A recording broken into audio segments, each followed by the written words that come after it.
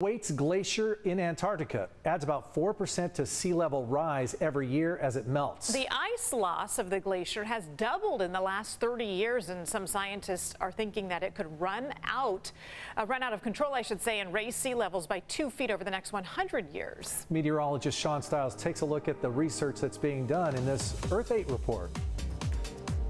We feel the effects of climate change. The oceans are absorbing most of the heat, and two places on the planet that are feeling it the most are the poles. In the Antarctic, the Thwaites Glacier is threatened the most. We also have satellites that flow overhead, some things that using magnetism can tell size of mass. Dr. Pat Abbott is a professor of geology emeritus at San Diego State University, and he says this is extremely important when it comes to the Thwaites Glacier in Antarctica. And the ocean water there is still cold, 34 degrees, 35 degrees, but that's warmer than the ice. Therefore, it's accelerating the melting of the ice that's floating on top of the oceans. The ice on the ocean surface is over 2,000 feet thick and is what is holding the Thwaites Glacier back from flowing into the ocean. Think of it like a dike or a dam. The hundreds of foot thickness of ice floating there against the glacier on land helps make the glacier stay on land. If you take that ice off, then there's nothing to hold the glacier on land that flows downhill into the ocean. With the ice sheet gone, the melting rate could run out of control, which is why it's called the Doomsday Glacier, and that has scientists concerned. We're worried about a runaway melting. It's a possible glacier that could run out of control, and within a century could raise sea level as much as 2 feet. Because the ice sheet is not near a landmass, researchers have taken extraordinary steps to get more data.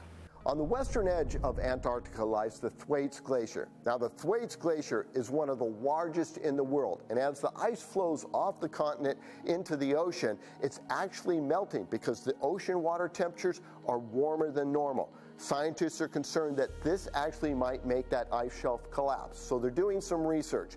They're taking planes and flying them over the top to measure the thickness of the ice. They're also taking a hot water drill, cutting down through the ice itself, taking samples as they went through, and then on top of all of that, they're taking a robotic submarine to send it down through and take a look at the glacier from underneath.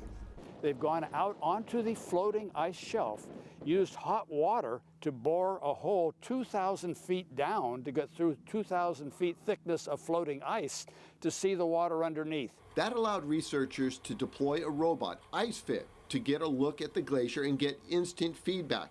They found the water under the glacier is fresh, which is colder than seawater. That's good. The problem is that it's flowing from under the glacier from land. You know, you tend to think of the bottom of the floating ice shelf as being a flat surface. Well, there's areas where it has a microtopography. That means there's more surface area, more seawater in contact with that, and some of those areas are melting 6 times faster than the other. The takeaways from the latest research: topography under the ice sheet, not good. Fresh water melting under the glacier, not good. The good news is most of the ice sheet has fresh water under it, which is slowing the melting. Maybe our worst case scenario is worse than reality. Maybe it actually is not as bad as we fear it could be. And with more data coming in from researchers in the Antarctic, that will give them the tools they need to make the right decisions in the future. Sean Stiles, Earth 8.